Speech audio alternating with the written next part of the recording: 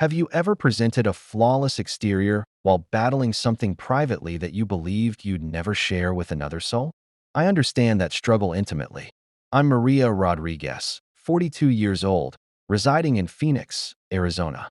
I work as a teacher, I'm married, and I'm the mother of three wonderful children.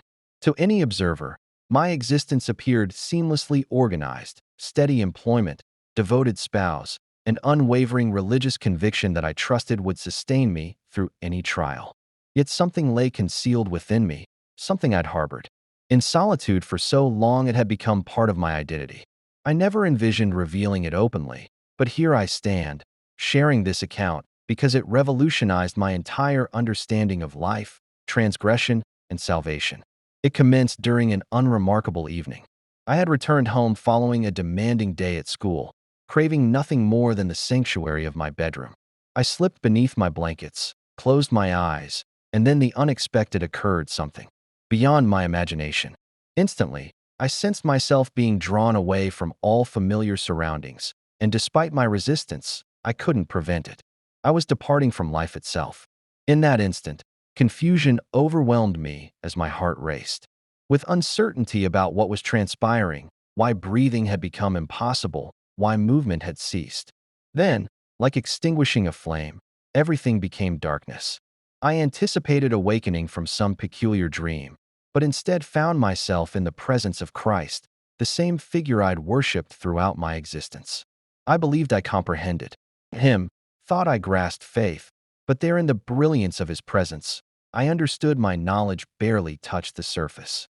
His authority, his compassion, his complete truth enveloped me, revealing every concealed aspect of my life. I prepared myself for consolation or gentle words, but that wasn't what transpired. Instead, Christ began displaying moments from my existence like examining pages in a book, my book. Then he focused on a transgression I'd dismissed for years, as personal and insignificant. For me, that transgression was self-gratification. It sounds direct, perhaps uncomfortable, but it's what he revealed as a spiritual obstacle in my journey. I'd consistently convinced myself it wasn't significant, that it affected no one else, but Christ exposed the truth I'd been evading. Each time I participated, I damaged my connection with God and created an opening for evil to influence my existence. The astonishment was beyond description. I desired to hide, to disappear, but in his presence, there was nowhere to flee. Despite my shame, Christ didn't condemn me. He didn't accuse me or declare me worthless. Instead, he spoke words that transformed everything. You don't need to continue living this way anymore. You can achieve freedom. What followed was so life-changing that I cannot keep it private. If you've ever felt imprisoned by something you believed you couldn't overcome, if you've ever persuaded yourself that a particular transgression is insignificant, please continue listening. There exists a path to liberation, and it's more attainable than you might realize. I want to transport you back to that night, moment by moment, so you can experience the magnitude of what occurred. It began like any other exhausting day for me. Hours at school that left me depleted both intellectually and emotionally. Typically, I can relax briefly, whisper a quick prayer, and drift into peaceful sleep. This time, however, I experienced a weight that exceeded normal tiredness, like an unseen force that kept me pressed against the mattress. I remember thinking, "All right, Maria, you simply need rest," but then everything became eerily quiet. My body felt immobilized, the atmosphere around me thickened, and in the following instant, it was as though I'd separated from my physical form. I couldn't explain it, but I suddenly realized I wasn't in my bedroom anymore. That's when I encountered him, Christ. Words cannot adequately describe that moment. His presence combined an intensity of absolute authority with such gentle compassion that I felt simultaneously awed and comforted. In his eyes, I recognized not merely a character from religious lessons, but the genuine, living manifestation of love and truth. As I stood there, with time and space no longer feeling real, I sensed that Christ perceived everything about me, not just the version I showed to friends, colleagues, or even my family. He saw my hidden intentions, my regrets, my transgressions. I wanted to withdraw, but I couldn't. I was completely revealed before him, and there was nothing to do except confront it. Then, Like a movie projector illuminating a dark theater, Christ began showing me my life in brilliant flashes. I witnessed milestones, good choices, charitable actions, moments of authentic faith, but I also saw instances when I lied, when I acted from anger or selfishness, and most disturbingly, the behaviors I cultivated in secret. He paused at my transgression of self-gratification, something I had always dismissed as insignificant. Throughout the years, I'd convinced myself it's my body. It's private. I'm not harming anyone else. But here, facing the King of Kings, I realized I'd been damaging my relationship with God. Christ allowed me to see how each action granted evil more access to my mind and spirit. What I'd viewed as an innocent release or coping mechanism was actually a door left open for darkness to enter. In that moment, I felt profound shame, deep sorrow for how blind I'd been. I wanted to look away from the truth, but Christ's gaze, pure, unwavering love, held me in place. He showed me how what we consider private transgressions are never truly private. They shape our attitudes, our capacity to connect with God, and even our ability to demonstrate genuine love to others. I prepared myself, expecting Christ to condemn me, maybe even turn away in disgust, but to my surprise, he didn't. Instead, I felt a gentle yet firm nudge in my spirit. This is destroying parts of you, Maria, but you don't have to remain here. You can be free. Those words resonated so profoundly, they left me breathless. I'd read scriptures about redemption, but hearing this personal invitation from Christ himself was transformative. All the guilt, the fear, the burdens, suddenly I saw a path out. But it was a path that required honesty, vulnerability, and the willingness to release the secrecy I'd embraced. The next thing I knew, I was gasping for air in my bed, my heart pounding against my chest. My eyes opened, and in the dim light of the bedroom, I realized I was back in my body, in my room, in my life. My cheeks were wet with tears. The clock on the nightstand showed only a few minutes had passed, but it felt like I'd lived a lifetime in that encounter. My mind raced, trying to absorb what had just happened. Had it been a vision, a dream, a near-death experience? The label didn't matter. I knew it was real. I felt different, like my soul had been marked with a burning truth I couldn't ignore anymore.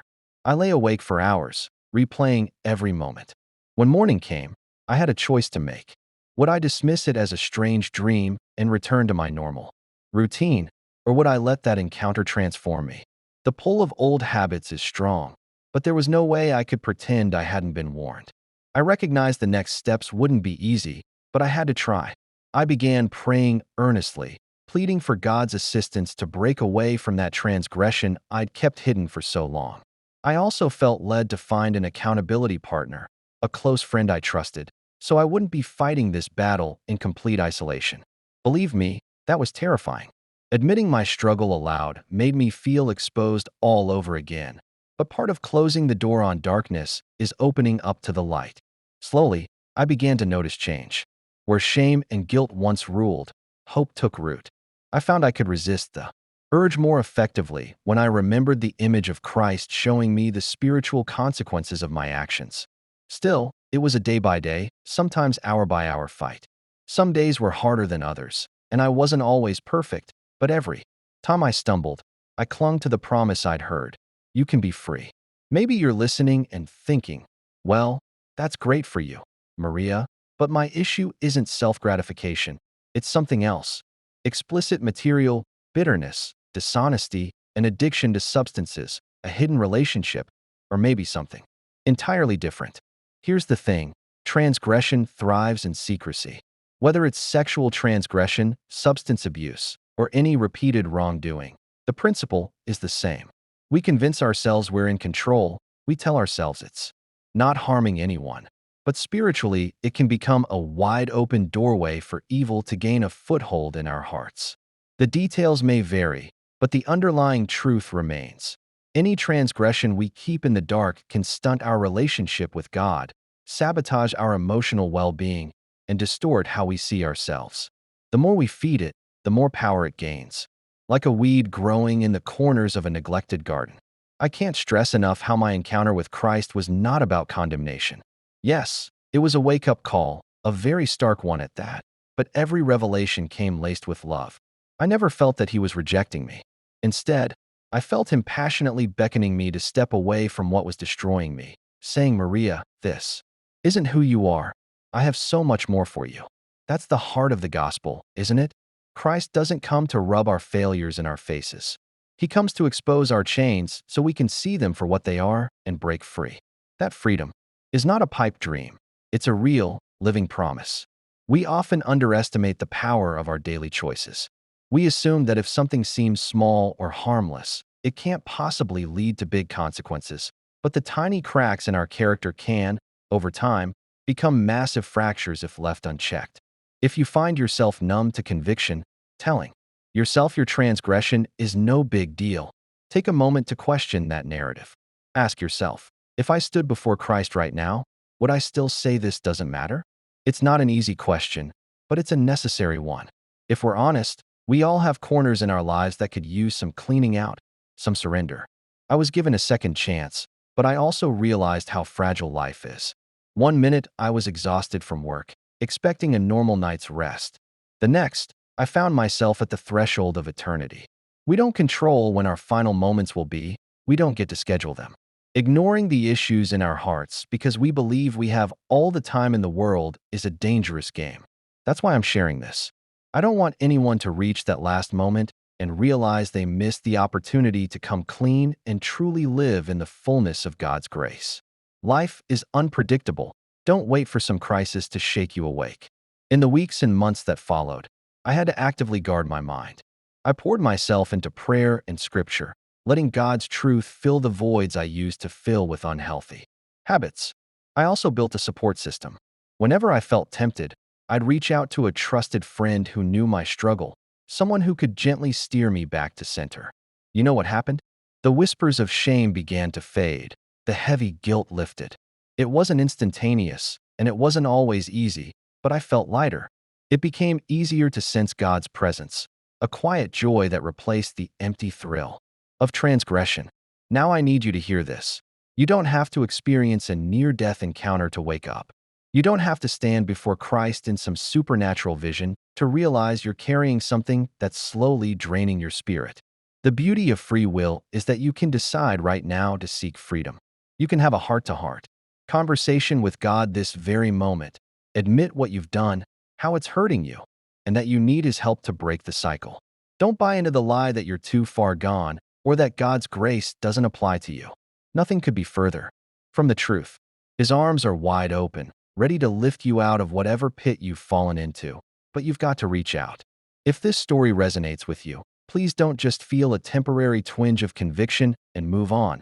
Act. Whether that means seeking pastoral counsel, joining a small group, or confiding in a trusted friend, do something that brings your struggle into the light. Because in the light, transgression loses a lot of its power. If you're afraid of judgment, remember we're all broken people in need of grace. And true Christian community should be a place where we help each other stand, not where we tear each other down. Even after all of this, I'm still imperfect. I still face temptations, and I still need daily surrender to God. But that's okay, because perfection isn't the goal, redemption is. The closer I walk with Christ, the more aware I become of my dependence on Him, and the freer I feel, knowing that dependence isn't weakness, it's actually my source of strength. I'm telling you this because it's available to you too. Whether your hidden struggle is sexual in nature, rooted in anger, envy, deceit, or anything else, it doesn't have to dominate your life. You can step into the light, confess it, and start anew. To anyone listening who feels a tug at their heart, this might be your moment. Don't ignore it. Don't brush it off. Reflect on where you stand and where you truly want to be. If you sense you're not living in the freedom God intended, take a step, even a small one, toward the light. I can't promise it will be easy. In fact, it might be one of the hardest things you ever do, but I can promise this: it's worth it. Once I surrendered and brought my struggle into the open, I felt a peace I never believed was possible. Today, I walk with a confidence rooted not in my own strength, but in knowing that God loves me enough to guide me back when I wander off track.